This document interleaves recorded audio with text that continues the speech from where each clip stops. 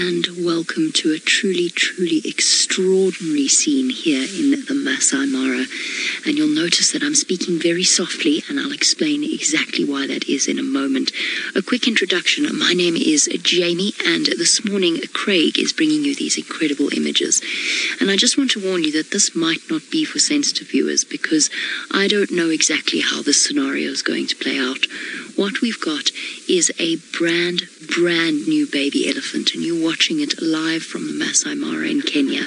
That's why there are so many vehicles around, because there are tourists here that have come to see it, and this is a once-in-a-lifetime opportunity for almost everybody.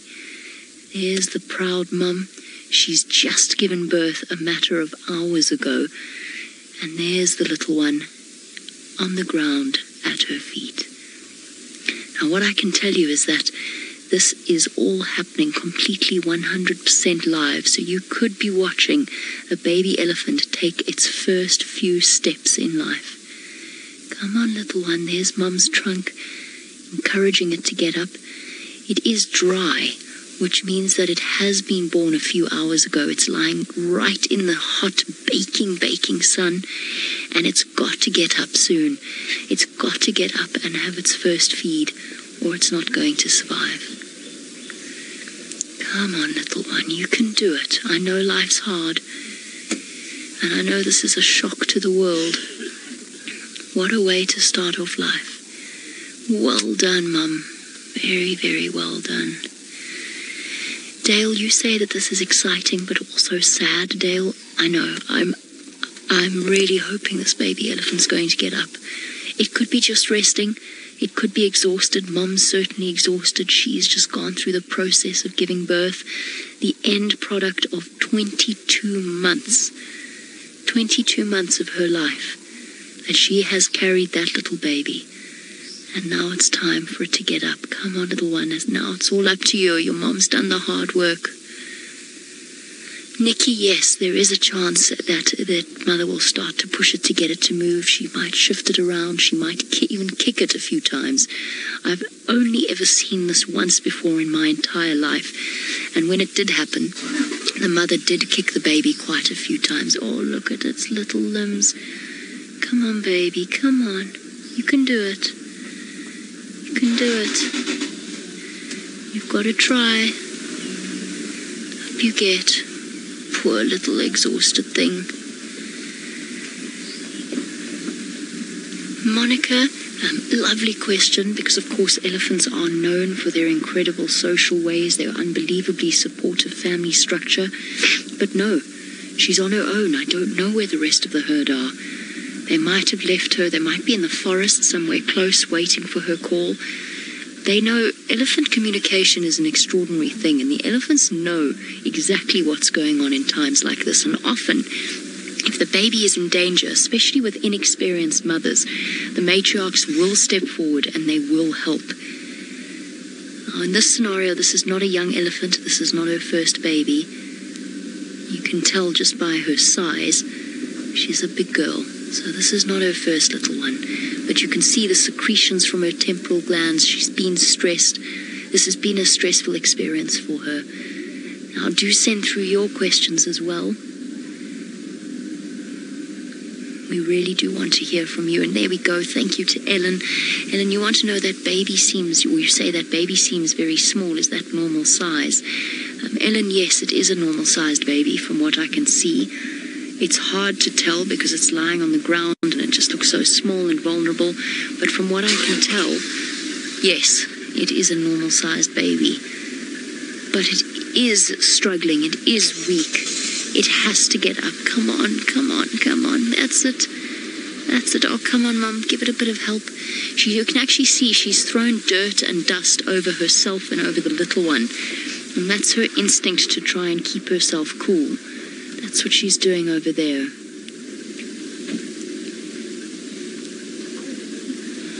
Oh, come on. You can do it. You can do it.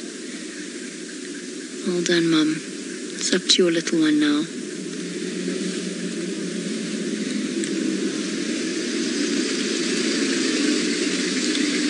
Let's have a closer look at the baby.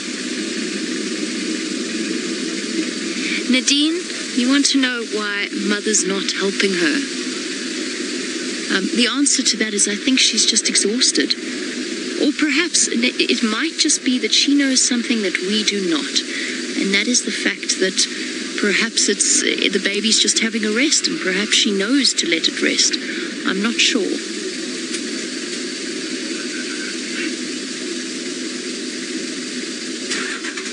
I really hope that's the case. Come on, Mum. It might be that she's exhausted. She might be in pain. She's just given birth to a 100-kilogram baby.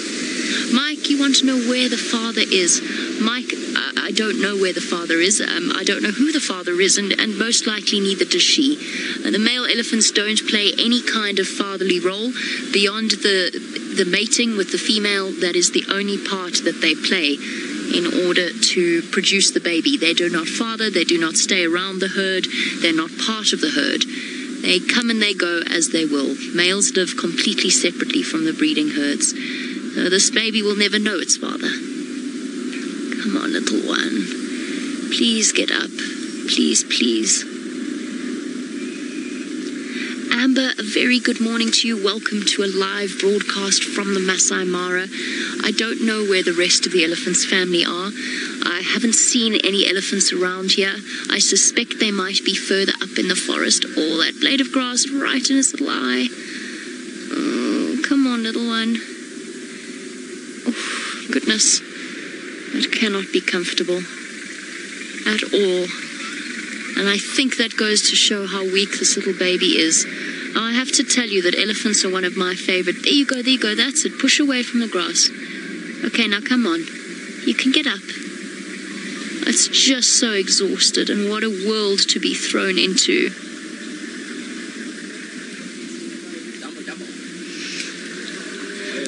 Joseph, you want to know if this kind of struggle is unusual. It's actually quite common for the elephants to struggle in their first few steps.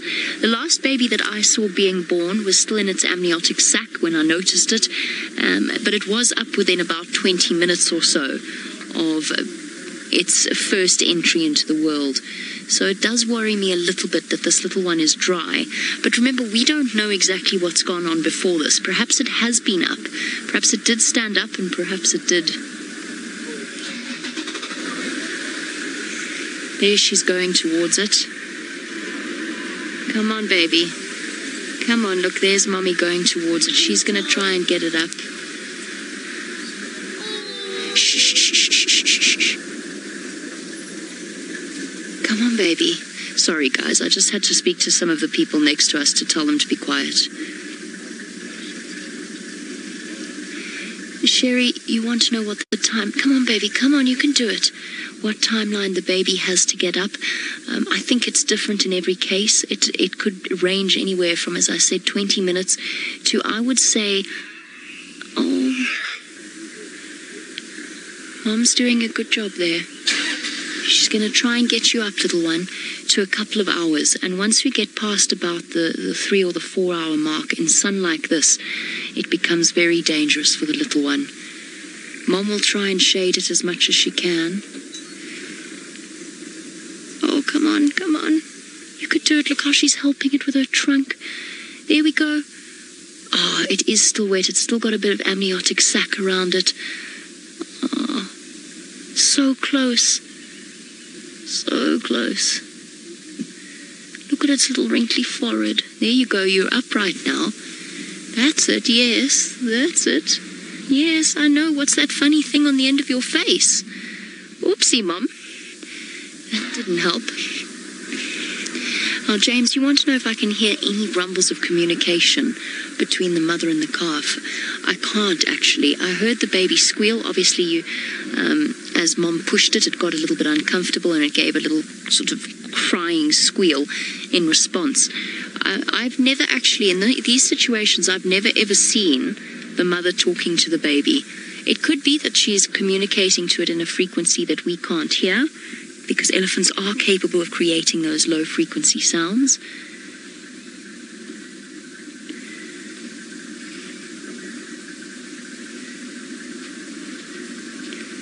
I don't think so, though. I think the instinct is to stay as quiet as possible. Tina, you want to know if we are in a national reserve or just in the wild? We are in the wild, which also happens to be a national reserve. So essentially, all wild areas within Kenya, all wild areas are part of reserves or conservancies. And it's an amazing system whereby the sort of the local people coexist with animals in relative peace, actually. But because it is a national reserve, there are lots of vehicles moving around, which I'm sure that you can hear, which is why I turned around to tell some. I understand, of course, how exciting it is to see something like this, but I did have to tell them to just be quiet and not let their emotions get the best of them. But this is a once-in-a-lifetime experience for so many people. But she has given birth right on a bridge. So it's a very, very tricky area. Come on, Mum. Now, Margaret, you say, why doesn't she shade it? I think she's starting to feel a bit distressed, Margaret. I think she's really starting to worry. I think that's why she isn't shading the little one. She will, though. I have seen mother elephants shade babies in the past. Oh, look, little leggies. Come on, little leggies, work, little leggies. She's in a little bit of an uneven area, and I don't think that's helping her baby either. Oh, it's tiny, tiny feet.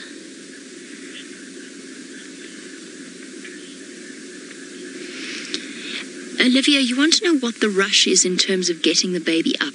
It needs to have its first feed. It's essential. It's crucial in terms of the building up the energy supplies.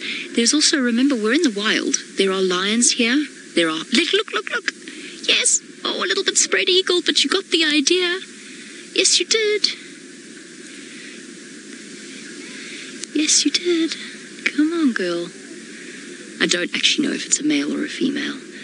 Sorry, the rush is also that there are predators. There are predators, and they could zone in on something as well. Oh, head plant. They could. No, don't stand on your baby, Mum. There, look now, Mom's really getting a bit frantic. She's trying to push it up despite baby's cries. Baby doesn't want to get up. She knows it has to. She has to get it on its feet. Her instinct is telling her she needs this little one to walk. And also in terms of newborn baby coordination and movement, those first few hours are crucial in terms of building up the ability to walk and the muscle strength that it's going to need. Obviously, it's a tiny, tiny baby. It's hot out here, and dehydration is a distinct possibility. Look, it's done it. It's standing. It's going to be okay. It's going to be okay. It's wobbly, but it's up, and it's a little girl.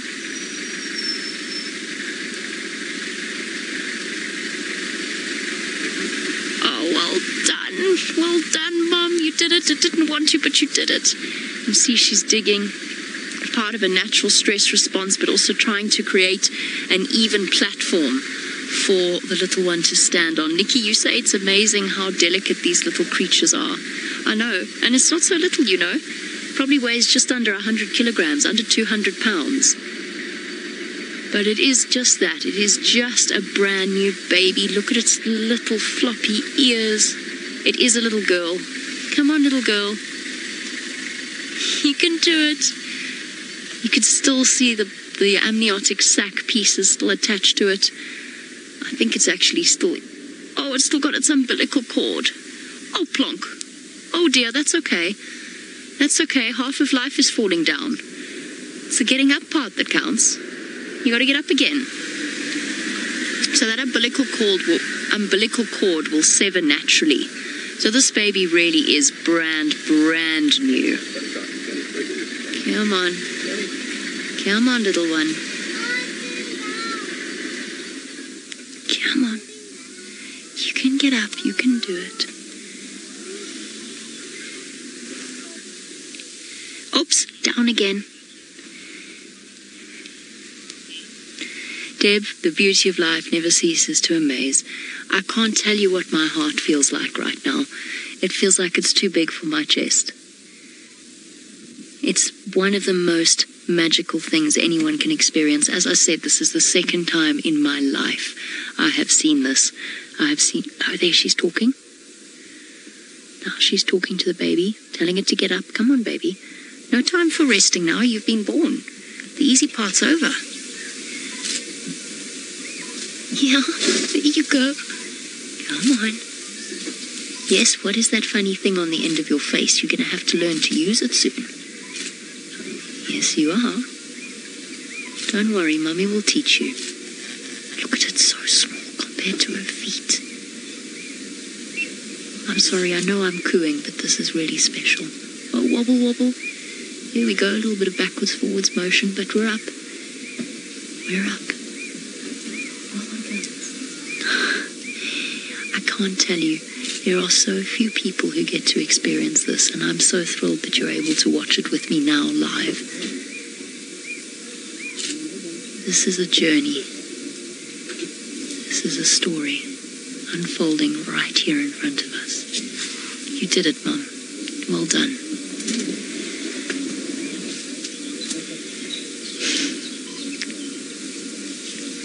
Beth, it's actually quite extraordinary to watch because as you very astutely point out, the little one is really rather small and now it's got to reach up to suckle between Mum's front legs. What we could see happen is it might get the wrong end initially, but hopefully that instinct to suckle is going to kick in soon because it really needs that first drink to counteract dehydration.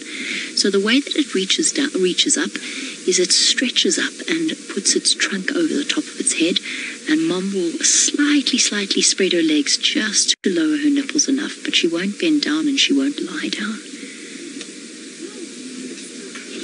Oh, Angel. Don't worry. You have life a bit easier than most. You've got a massive Mum to protect you.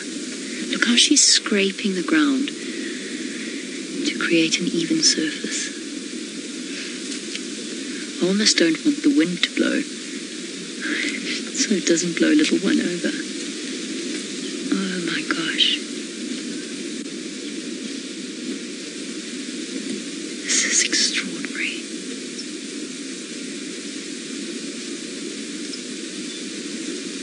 Okay, now you've got to turn around, and now you've got to suckle. That's your next big step. Or perhaps we'll focus on taking a step forward first.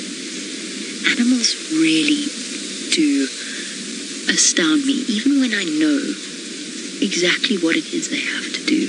This baby, born, I would say maybe an hour ago, maybe a little bit more, but I don't think by much, has just stood up for the first time. And Mum, who's just given birth, is standing there protecting it. Now, Romit, we've got a long way to go before baby starts to feed on grass. It will take its sort of first exploring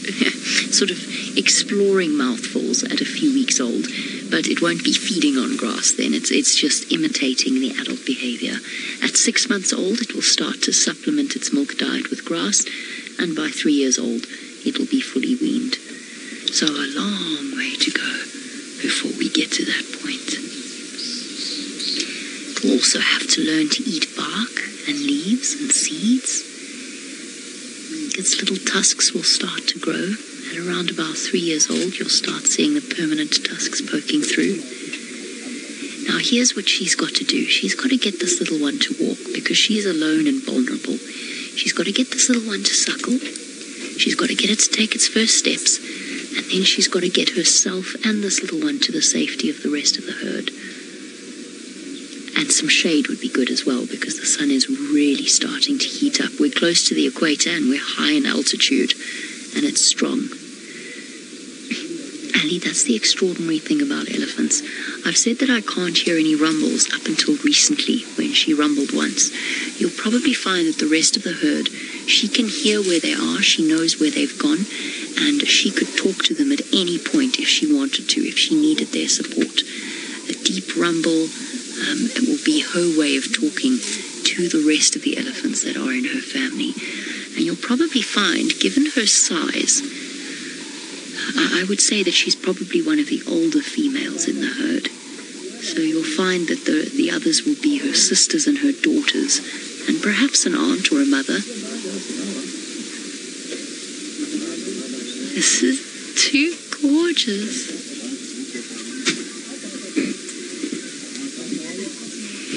I can't take my eyes off it. I just want to go, I don't know. You want to go and give it a hug, which of course I'd never do because this is a wild animal, and that's not respectful.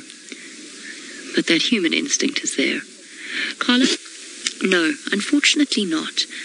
The other elephants would try to look after it. So Carla's question is, if the mother died, if something happened to her, would the other elephants look after the baby? And the answer is no, they won't. They will protect it if they happen to see predators attacking it, but they won't suckle it. And unfortunately, that baby would not be able to survive without mum's milk. So they only suckle their own babies. The extraordinary thing is, if she has a daughter, here's the lovely, lovely thing about elephants. If this female has a daughter who is a bit older than this baby, obviously, if she has a daughter of around about 4 or 5 years old, that daughter will also take responsibility for helping mum, and it will play with and practice her babysitting skills in preparation for the day when she has a baby of her own. And not just an older sister, an older cousin as well. All of the sort of the prepubescent, if you could call them that, females of an elephant herd will actually help with the baby rearing and protecting them and cuddling them and looking after them. And it's all Listen. Now she's talking.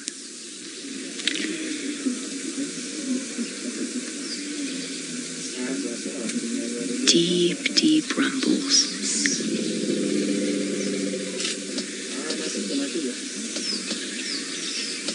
Here we go.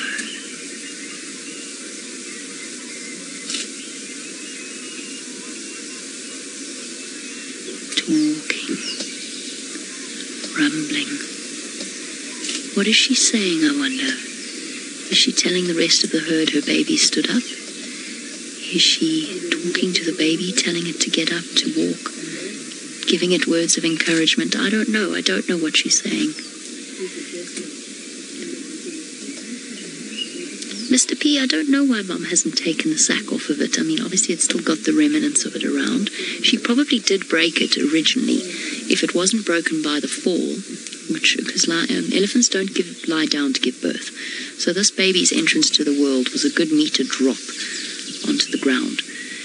I don't know why. I don't think she's too bothered by it. She was far more concerned about getting it up. She probably did help to break it originally and to move it away from the elephant's face and from its trunk.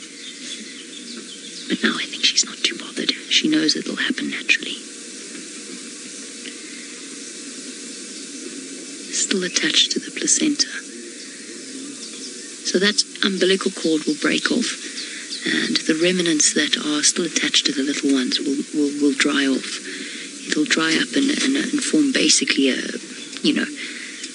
little dried stick that then drops off as the baby gets older.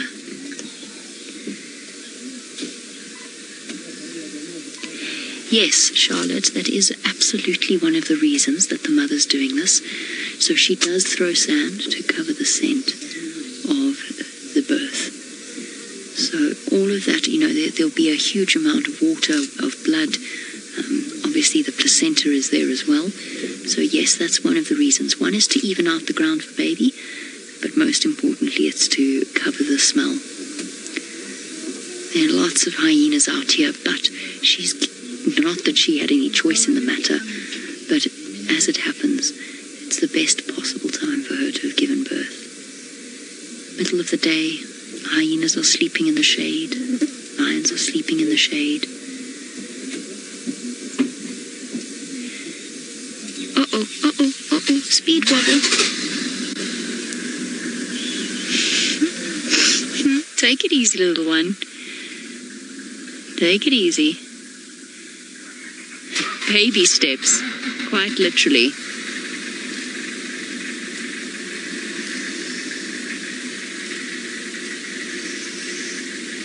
She has been so trusting with us, letting us share this moment with her. At no point has the mother shown any signs of discomfort with the vehicles around her, which is quite extraordinary. Look at your little face. Akash, yes, I suspect that the mum does know the gender of the baby. I don't know for certain, but I'm sure that she's reached down, she's smelt it, she's already imprinted the smell of her little one on her brain, and I suspect that, yes, absolutely, she would know that it is a female, because I think that it would be quite easy to identify. I don't necessarily know that it would change her behavior in any way. You know, it's just something that registers. Does she know that because it's a female, it's going to spend the rest of its life with her? Or at least the rest of her life? Does she know that? I don't know. I don't think we fully know exactly what elephants understand about their world. We know they're intelligent, but we don't know nearly all there is to know. There we go, some more sand. She's throwing it on her now. She's hot. She's hot. She's just given birth. She's standing in the sun. She's worrying about her little one. She's just too warm. Evie, I don't know. Yes, I suspect that the rest of the herd would come. I don't know where they are, so I'm not sure exactly what the distance is in terms of where they need to go. Or how far they'd need to travel, but yes, I suspect if a predator did come, I think the distress calls of the mother would bring the rest of the herd running, and I think that they would come and protect the baby with her. Oh, little fragile creature. Well done. Well done. The hardest part's behind you. Now you've got to turn around. Come on, turn around. Wobbly, wobbly. This is truly extraordinary. And we could end up sitting here for another hour or two, waiting for this little one to suckle. I'm not sure exactly what the time frame is going to be, but I'm really very, very thrilled that we got to share this experience with you. We've filmed all sorts of special moments in the Mara, whether it's lions or cheetahs or whatever else it happens to be. But I would say, hands down, this has been one of my favorite moments. Right, we're going to be saying goodbye to you for now. If anything changes, we will absolutely return back on our action broadcasts. But it's been an absolute pleasure sharing this with you. Oh dear, we've fallen over. One last look at a tiny baby elephant live from the Masai Mara, and then we'll catch up with you if anything changes.